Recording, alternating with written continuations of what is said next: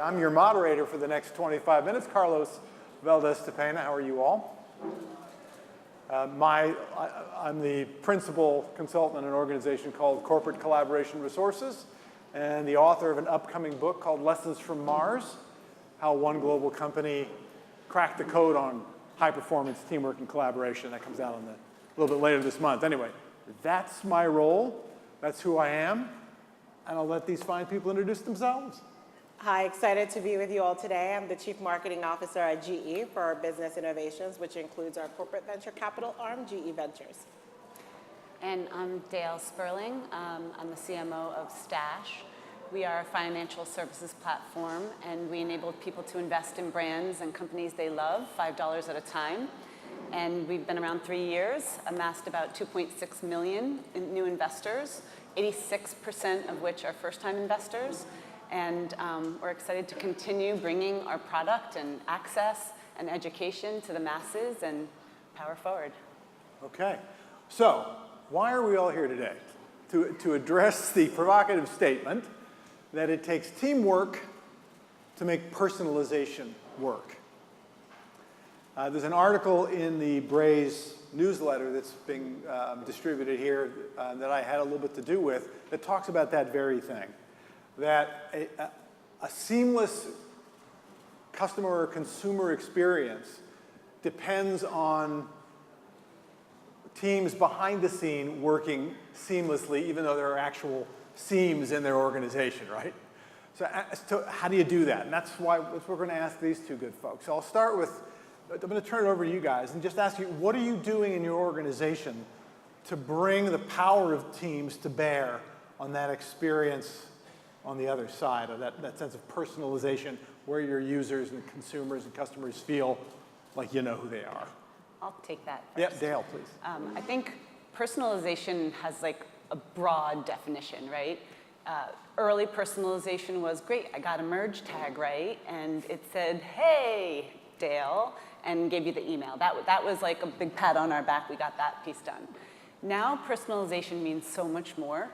It's not just getting your name right. It's not getting even your geo right or what the weather is or connecting something. It's knowing what your customer needs before they need it and delivering something that's delightful and meets their needs, those basic needs, surviving and thriving, and then you can move up on that hierarchy in a way that's creative, in a way that's not creepy, like Natalie was talking about earlier. How do you avoid that creep of personalization?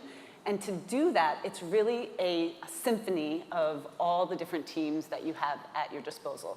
And for us at Stash, specifically, we rely heavily on our data team.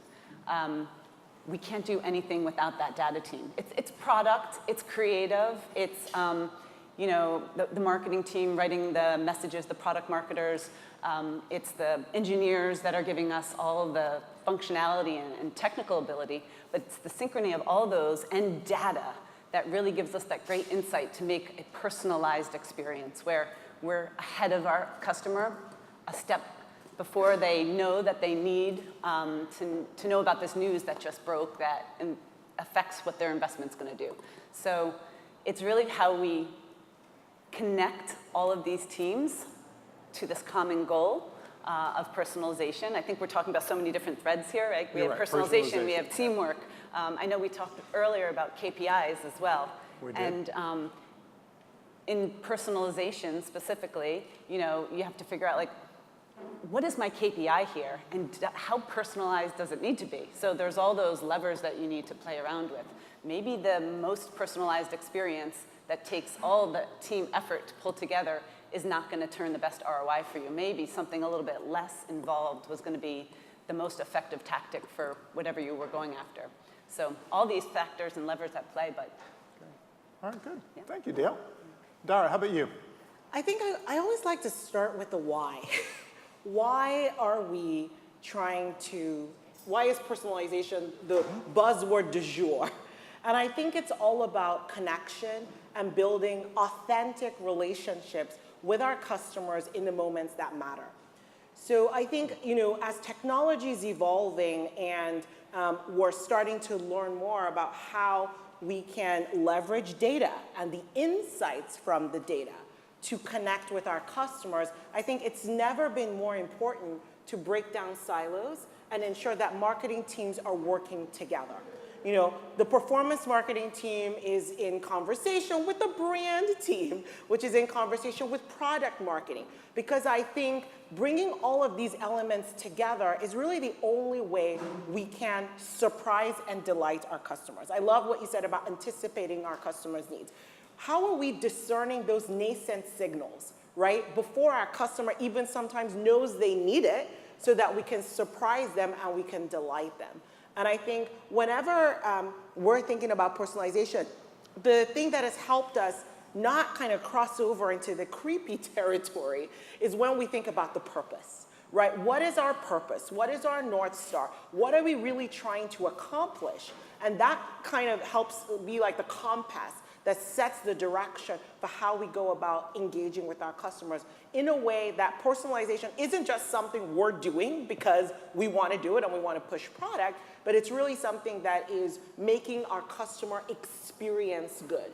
Because I think increasingly, brand is experience. Your brand is how your customers experience it. And so I think thinking about that and having that be at the forefront as we think about how we personalize and engage with our customers in a deeper way is really critical. Yeah, great.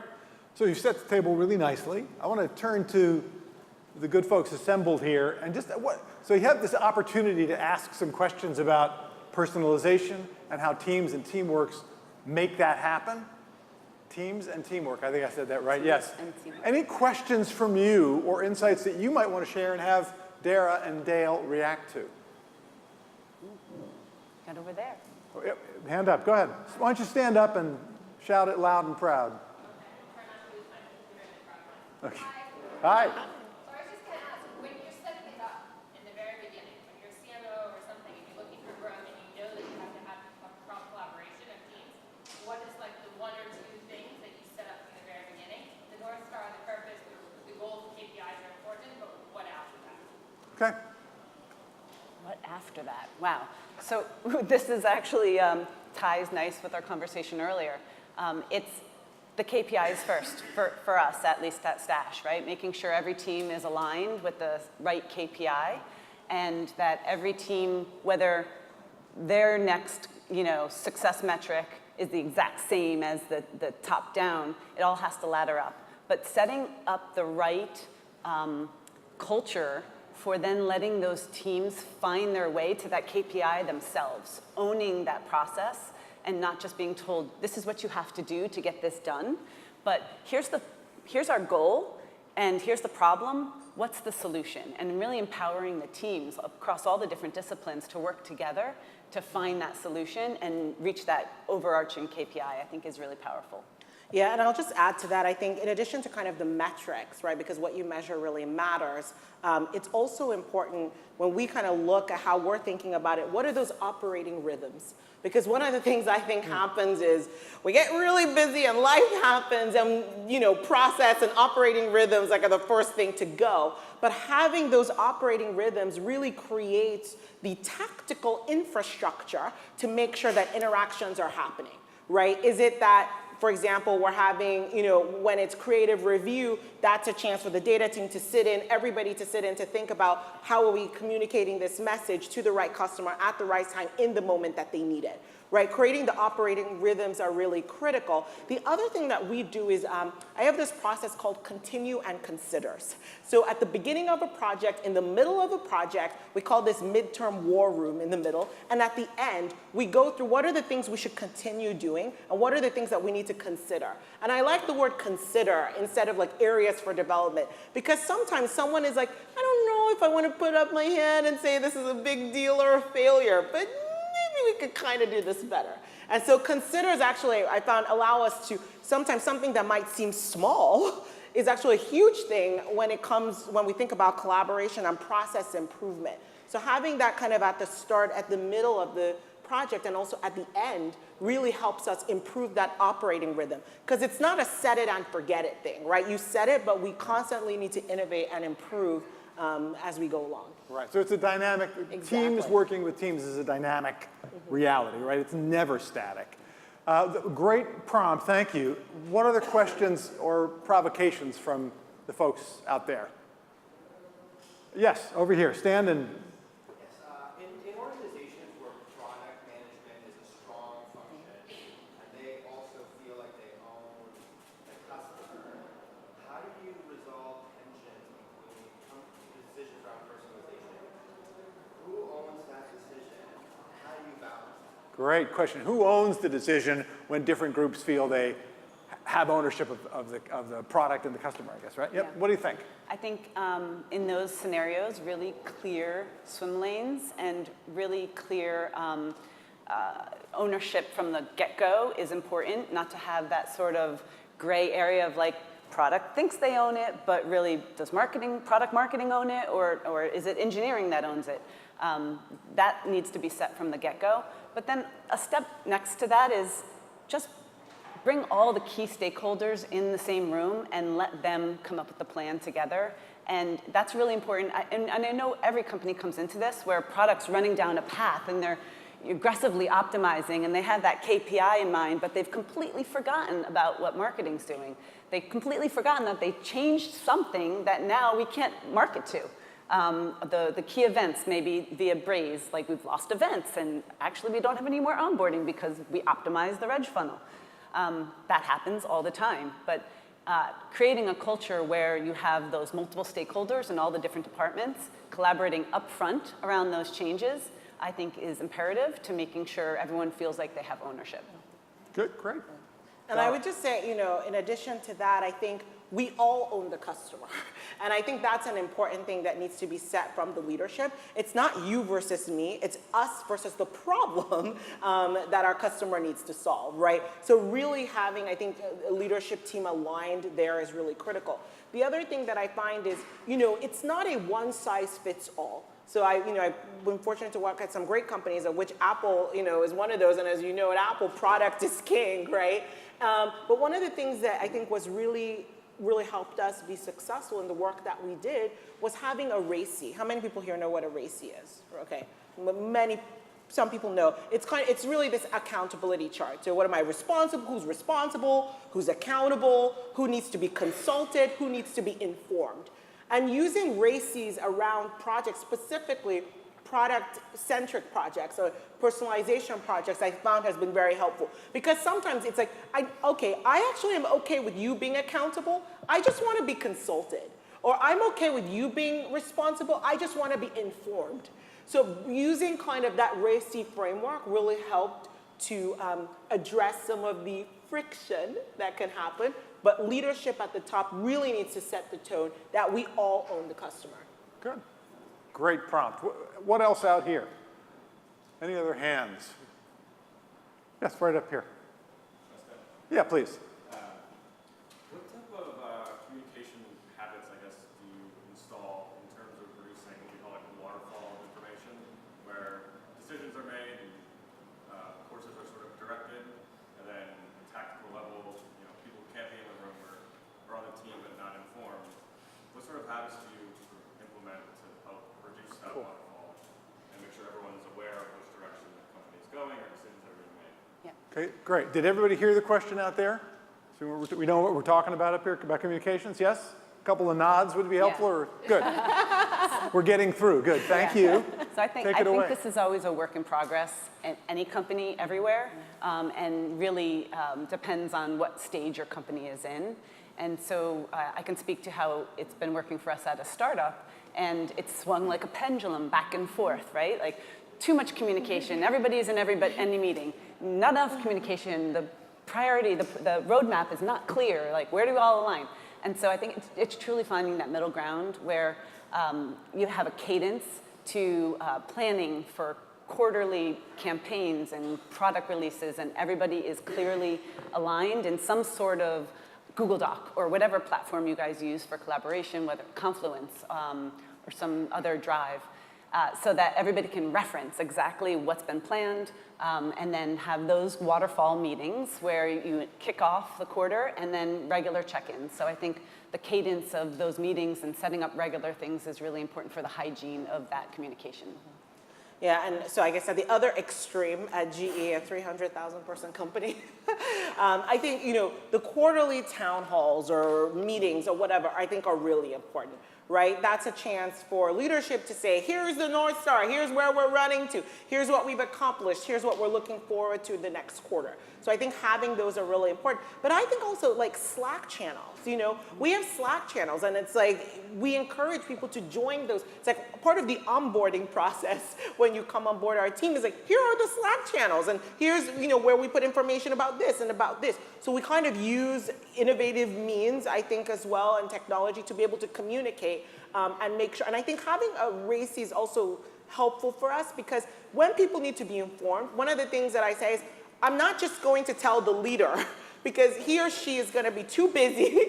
I'm going to make sure that I tell that leader, but then I have my communication that I send out to everybody in his or her department, right? So that everybody knows what just happened. So nobody's like, oh, did we just do that?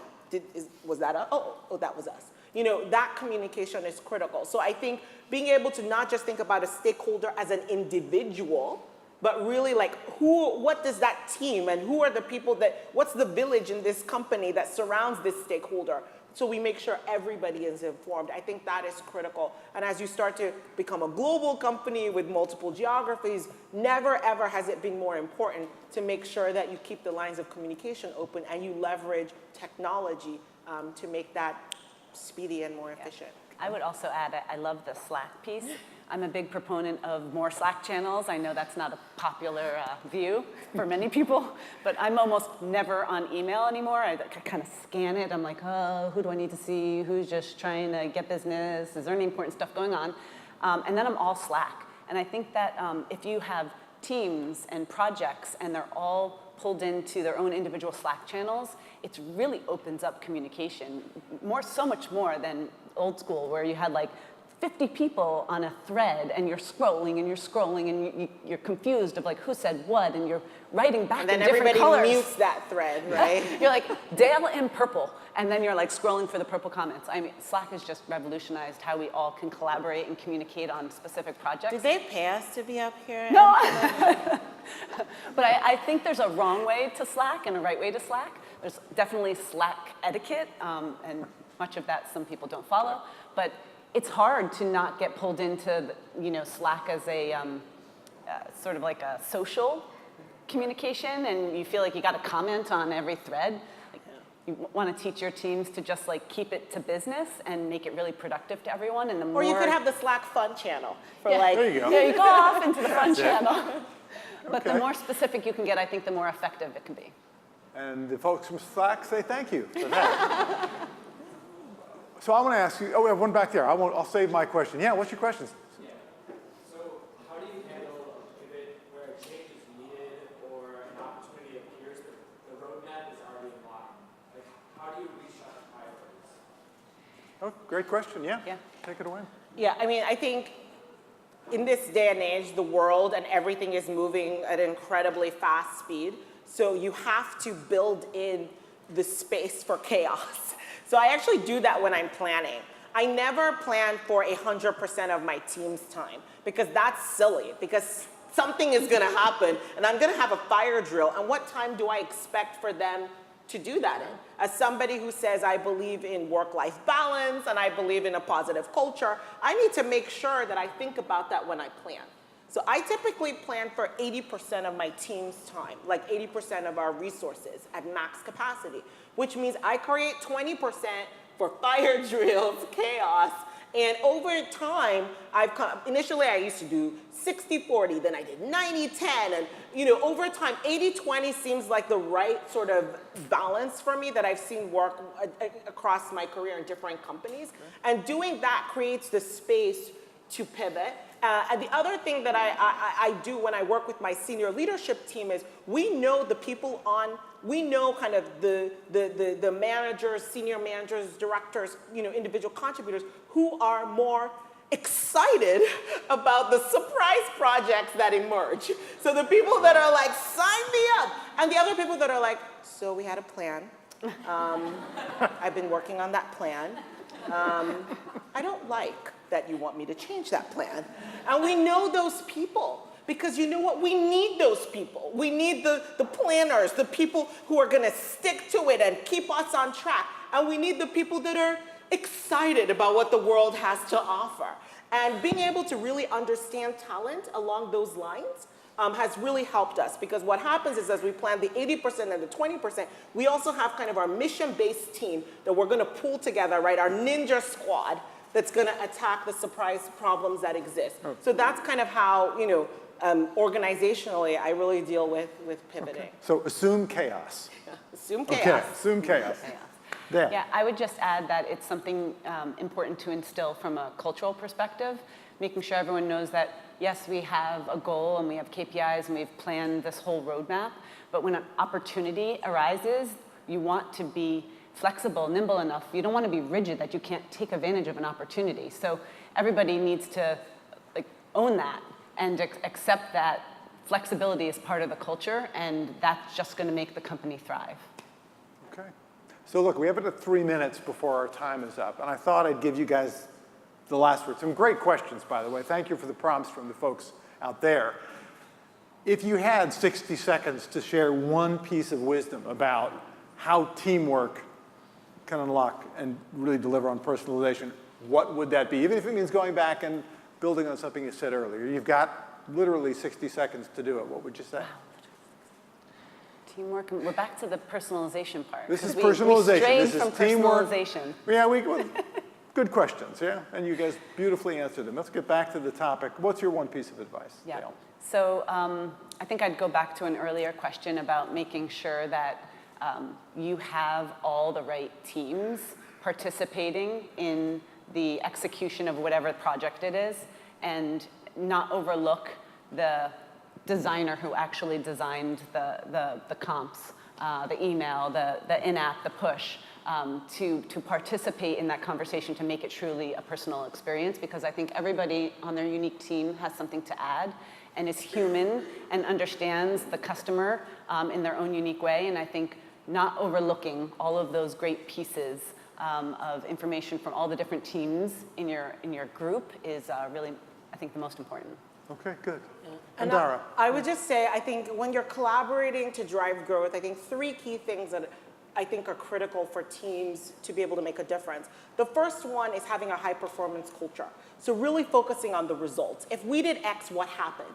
Because what I find is sometimes it's like, okay, we're going to do X, but we don't necessarily measure it. What you measure really matters, and how you draw insights from what you measure really matters as well. So really focusing on the results. What did we learn? What should we change? How do we keep moving?